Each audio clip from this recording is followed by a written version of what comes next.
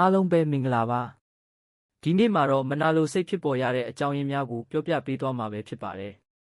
မနာလိုစိတ်ဆိုတာလူတိုင်းရဲ့စိတ်ထဲမှာတစ်ချိန်မဟုတ်တစ်ချိန်ပေါ်ပေါက်လာနိုင်တဲ့သဘာဝစိတ်ခံစားချက်တစ်ခုပဲဖြစ်ပါတယ်ဒါပေမဲ့အဲ့ဒီစိတ်ကိုဘယ်လိုနားလည်ပြီးဘယ်လိုကင်တွယ်မလဲဆိုတာကလူတစ်ယောက်ရဲ့အကျင့်စာရိတ္တနဲ့ဘဝလမ်းကြောင်းကိုအထူးသက်ရောက်မှုရှိစေပါတယ်အောက်မှာတော့မနာလိုစိတ်ဖြစ်ပေါ်ရတဲ့အကြောင်းရင်း၃မျိုးကိုလူတွေနားလည်လွယ်အောင်စာပုဒ်အရှင်နဲ့ရေးပေးထားပါတယ်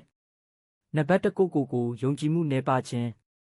မနာလိုစိတ်ဖြစ်လာရတဲ့အဓိကအကြောင်းရင်းတွေကတစ်ခုကကိုယုံကြည်မှုမရှိခြင်းပဲဖြစ်ပါတယ်ကိုယ့်ရဲ့တန်ဖိုးကိုကိုယ်တိုင်မယုံကြည်နိုင်တဲ့အခါတခြားသူတွေရဲ့အောင်မြင်မှုအလှအပလူကြိုက်များမှုတွေကိုမြင်ရင်ကိုယ့်ထက်သာသလိုခံစားလာရတတ်ပါတယ်ငါကမတော်ဘူးလားငါကမလုံလောက်ဘူးလားဆိုတဲ့အတွေးတွေပေါ်လာပြီးတခြားသူရရှိထားတဲ့အရာကိုမနာလိုဖြစ်လာတတ်ပါတယ်အမှန်တကယ်တော့လူတိုင်းမှာကိုယ်ပိုင်အားသာချက်တွေရှိပေမဲ့ကိုမမြင်နိုင်တဲ့အခါမနာလိုစိတ်ကလွယ်ကူဖြစ်ပေါ်လာတတ်ပါတယ်နံပါတ်2တခြားသူနဲ့အမြဲနှိုင်းယှဉ်နေတတ်ခြင်းကိုယ့်ဘဝကိုတခြားသူဘဝနဲ့အမြဲနှိုင်းယှဉ်နေတဲ့လူတွေမှာမနာလိုစိတ်ပိုပြီးဖြစ်တတ်ပါတယ်လူတိုင်းရဲ့ဘဝအခြေအနေအချိန်ကာလစူးစမ်းရတဲ့ပုံစံတွေမတူကြပေမဲ့လူအများကတော့အပြင်ပန်းပေါ်မှာသာကြည့်ပြီးနှိုင်းယှဉ်တတ်ကြပါတယ်သူတယောက်အောင်မြင်နေတာပျော်ရွှင်နေတာကိုမြင်ရင်ကိုယ့်ဘဝကနှိမ့်ကျနေတယ်လို့ခံစားလာပြီးမနာလိုဖြစ်လာတတ်ပါတယ်ဒီလိုနှိုင်းယှဉ်ခြင်းတွေများလာလေကိုယ့်စိတ်ထဲမှာမအေးချမ်းနိုင်တော့ပဲမနာလိုစိတ်ကပိုမိုကြီးထွားလာတတ်ပါတယ်နံပါတ်3ပိုင်ဆိုင်မှုဆုံးရှုံးမိဆိုတဲ့ကြောက်ရွံ့မှု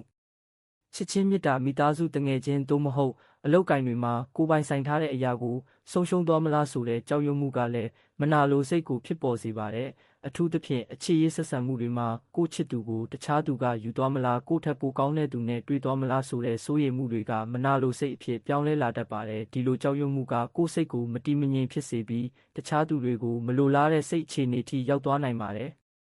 မနာလိုစိတ်ဆိုတာလူသားတိုင်းမှာဖြစ်နိုင်တဲ့သဘာဝစိတ်တစ်မျိုးဖြစ်ပေမဲ့ကို